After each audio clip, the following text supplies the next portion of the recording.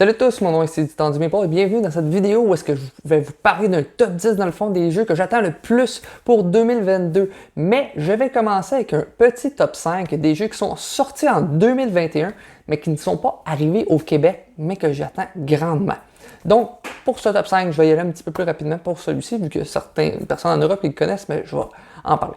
En cinquième position, j'ai Jekyll vs Hyde. C'est un petit jeu de pli de levée dans le fond, mais exclusivement à 2 joueurs. La particularité du jeu, la personne va incarner Dr. Jekyll, que lui va tenter de faire que le nombre de plis que chacun des adversaires font soit le plus rapproché, donc un 5 à 4 sera parfait pour lui, pendant que Hyde, lui, tentera de soit le plus dispersé, donc un 9-0, un 7 à 2 sera plus efficace parce que la différence, c'est que vous avancerez sur une piste et lorsque Hyde sera à l'autre bout de la piste, même gagne. Mais en plus, la particularité de ce jeu-là, c'est qu'il y a des potions qui sont impliquées. Lorsque vous les utilisez, vous allez pouvoir utiliser un pouvoir comme échanger des cartes avec la main de votre adversaire, changer, dans le fond, la disposition de quelle couleur est plus forte que les autres. Donc, un jeu qui semble très intéressant à 2 joueurs. Ensuite, nous avons Messina 1347 de Vladimir Sushi. J'ai baissé un petit peu mes attentes avec celui-ci, parce que j'ai regardé un petit peu de review. C'est un jeu où est-ce que vous allez incarner, vous êtes dans la ville de Messina, vous incarnez des paysans qui font face à la peste noire. Dans le fond, vous avez votre petit lopin de terre, vous allez tenter de sauver des personnes de la ville de Messina. S'ils sont infectés, vous allez les mettre en quarantaine. Il y a des combos, dans le fond, avec votre petit lopin de terre que vous allez pouvoir activer. Vous allez pouvoir construire des bâtiments pour faire travailler le monde qui sont en quarantaine. C'est un jeu de combo de points, comme qu'on connaît de Vladimir Sushi, mais qui semble peut-être un petit peu trop fiddly, un petit peu trop de petites règles. C'est conky un peu, ça coince un petit peu dans l'engrenage. Donc, j'ai baissé mes petites attentes, mais les jeux avec des combos, justement, normalement, j'ai tendance à aimer ça.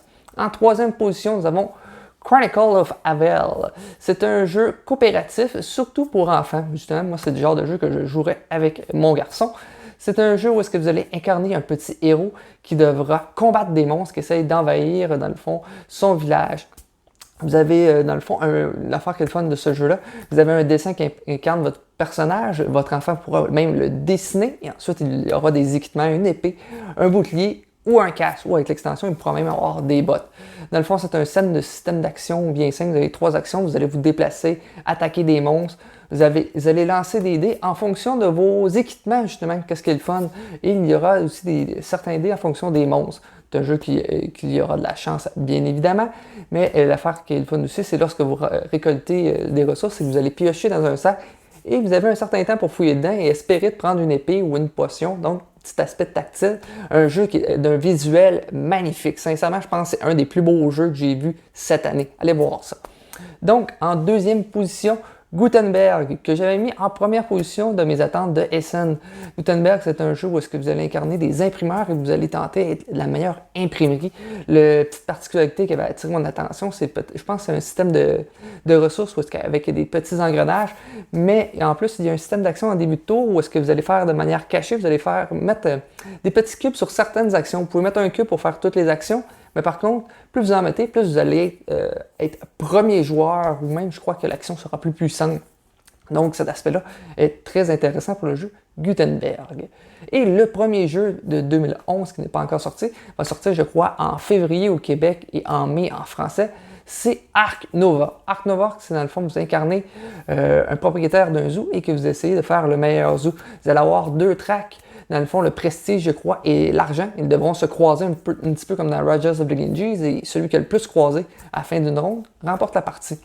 La particularité de ce jeu-là, il y a un jeu que je me souviens plus du nom, qui utilise une mécanique que je n'ai pas essayé, mais qui est fort intéressante. C'est que vous avez des cartes devant vous, et certaines actions seront plus fortes plus qu'elles sont à droite. Et lorsque vous faites son action, elle retombe tout simplement à gauche. Donc, vous pourriez avoir une action de construire, dans le fond, un parc pour les, je sais pas, les aigles en montagne. En montagne, c'est plus complexe. Donc, la carte, il faut qu'elle soit le plus à droite possible. Donc, je devrais utiliser les cartes qui sont à droite pour que celle-ci glisse dans cette petite rivière. En plus, vous allez, dans le fond, recruter des nouveaux animaux que vous allez mettre sur votre duc dans un placement de tuiles. Donc, un jeu fort intéressant. Il y en a certains qui viennent que ça peut tuer, terraformer Mars. Très hâte d'essayer ça. Sinon, pour en 2022, voici mes 10 jeux que j'attends le plus. En 10e position, nous avons Mapping the World d'un de mes amis à moi qui est Louis Sidilo. Dans le fond, c'est édité par Paper Plane Game.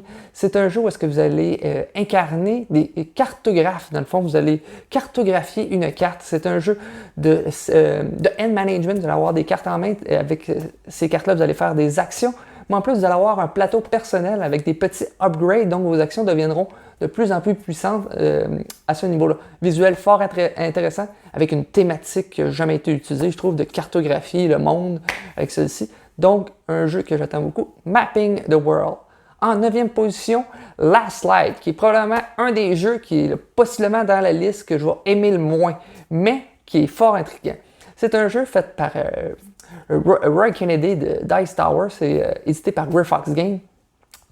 On jure de faire un 4X en 60 à 90 minutes. Oui, 60 à 90 minutes, pas de 6 à 9 heures à ce niveau-là. Donc, c'est un jeu d'extermination, d'exploitation de ressources, d'exploration et le fameux dernier X qu'on se souvient jamais. Donc, je n'ai jamais essayé des 4X, je vous dirais. Donc, ce jeu-là pourrait m'intriguer beaucoup. Donc, c'était Last Light, qui se joue de 1 à 4 joueurs. Sinon, pour Mapping the World, c'est de 1 à 5 joueurs pour 60 à 90 minutes.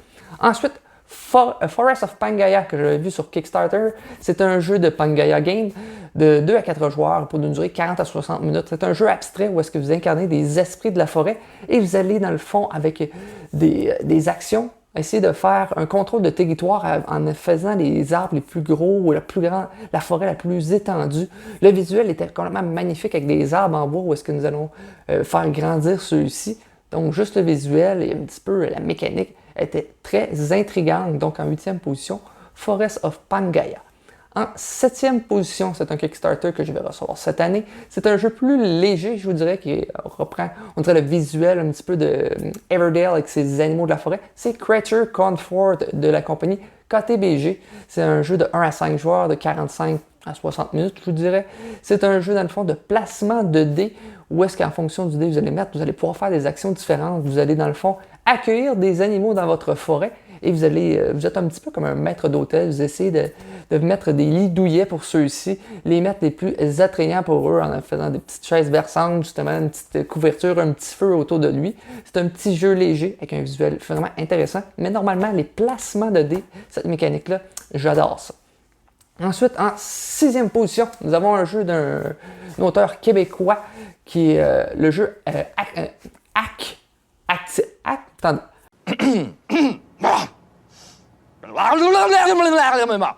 Activity. Bon, j'aurais mis mon fameux petit mème qui me gosse tout le temps.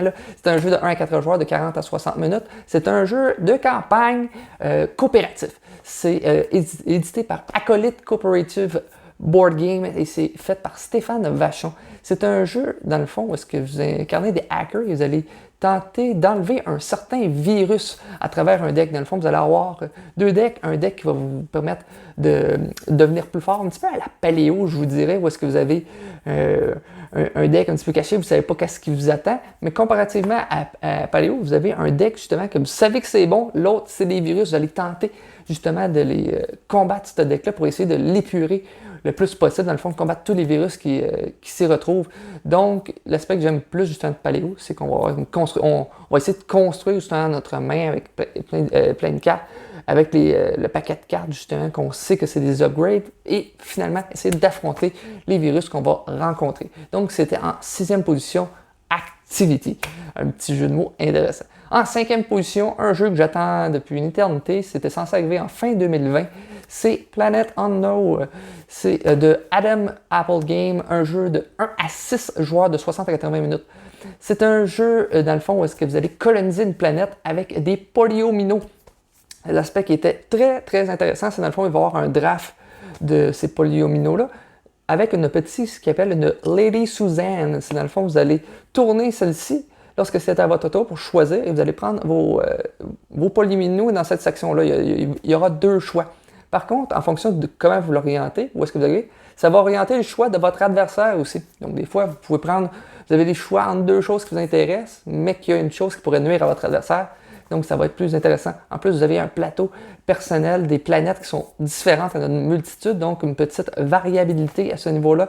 Aussi des petites tracks à droite pour que vos actions soient de plus en plus puissantes pour bouger vos petits rovers à travers cette planète-là. En plus, il y aura des objectifs avec vos voisins. Si vous les réalisez avant eux, vous allez avoir des bonus de points. Donc, en 5e position, Planet Unknown avec un super visuel. En 4e position, nous avons le jeu Frozen Frontier de Cosmodrome Game. Juste ça, c'est assez suffisant pour attirer mon attention. Oh my God! Okay, it's happening. Everybody stay calm. What's the procedure, everyone? What's the procedure? Stay calm. Wait. Everybody just calm down. C'est dans le fond les créateurs de smartphones qui ont fait. C'est un jeu de 1 à 4 joueurs, 120 minutes à 180 minutes. C'est donc un jeu assez long, là. C'est un jeu dans le fond où est-ce que vous allez quitter la Terre est surpeuplée et vous avez trouvé une planète. Par contre, qui d'un côté c'est l'enfer quasiment et l'autre c'est l'Arctique incroyable. Donc vous allez vous coloniser directement sur la frontière entre les deux milieux, qui est un petit peu plus viable. Le visuel est très intriguant à travers l'espace. Il y a des petits cercles, des petites encavures. C'est assez intriguant.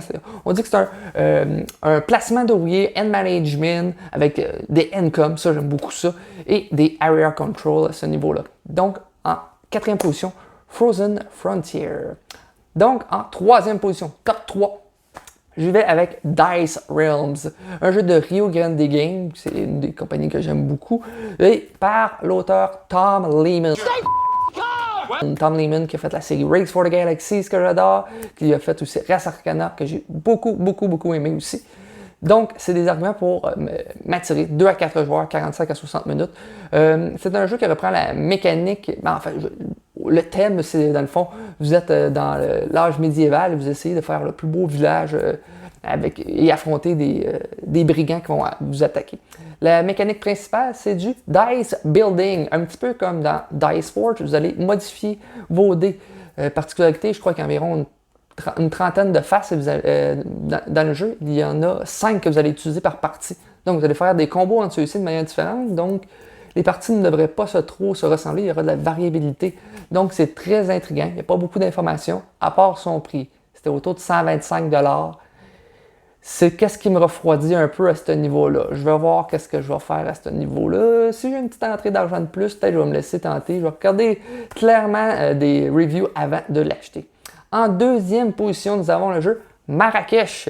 C'est un jeu de Queen's Game, 2 à 4 joueurs, environ 120 minutes. Pourquoi ça m'intéresse ce jeu-là? Stefan Feld, bien sûr, Stefan Feld, monsieur salade de points que j'aime vraiment beaucoup. Donc, c'est un jeu où est-ce que vous allez avoir des cylindres en arrière de paravent, vous allez en sélectionner à votre tour de manière cachée, vous allez dévoiler à votre tour, ça va faire des actions, mais ensuite ils vont être envoyés dans une tour et lorsqu'ils tomberont, ça va être sélectionné en fonction des joueurs qui sont là, qui vont être réutilisés plus tard. Le visuel était fort intriguant. Il est passé par Kickstarter. Par contre, le prix était assez astronomique, mais c'était une version de luxe. Donc, j'ai hâte de voir la version retail. De toute manière, même s'il n'est pas beau, c'est un Stefan Feld qu'on va être habitué. Donc, en 2e position, c'était Marrakech. Et en 1re position de la compagnie, c'est Mind Clash Game, c'est le jeu Perseverance Castaway Chronicle, dans le fond. Il y a 2 jeux en un. Dans le fond, vous incarnez un bateau où est-ce que vous étiez en mer, vous êtes un personnage à ce niveau-là, et il y a eu une tournade qui vous a amené dans une autre dimension et vous êtes tombé sur une île déserte. Vous incarnez des factions, justement, à ce niveau-là. Il y a des dinosaures sur cette île-là qui vont attaquer votre camp. Ça, c'est pour la chronique numéro 1, si on peut dire. Dans le fond, c'est essayer de protéger votre camp le mieux. Ça, c'est un petit peu un aspect bizarre. Il aurait quasiment dû faire la chronique numéro 1 de manière coopérative pour faire face justement aux dinosaures. Il y a une version qui va sortir en magasin, j'imagine, avec des petits standees. J'ai pris la version évidemment avec des belles petites figurines pour les dinosaures qui sont magnifiques. Sinon, pour l'épisode numéro 2, on se retrouve 5 ans plus tard et nous allons explorer l'île un petit peu plus loin et faire face à des dinosaures, faire des nouveaux bâtiments. Très intriguant. Ça va être une boîte assez gigantesque. Merci.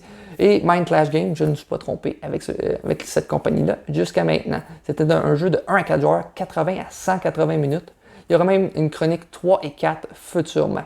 Donc, c'était mon top 10 et mon top 5 de 2021.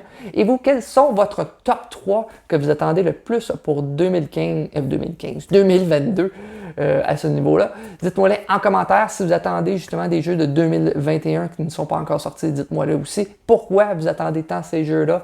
Je vous dirai dans toute la liste. C'est Ark Nova de 2021 qui m'intéresse le plus. Sinon, on se revoit dans une prochaine vidéo, après que vous ayez liké cette vidéo et vous abonner aussi. Hein. Ciao les gars!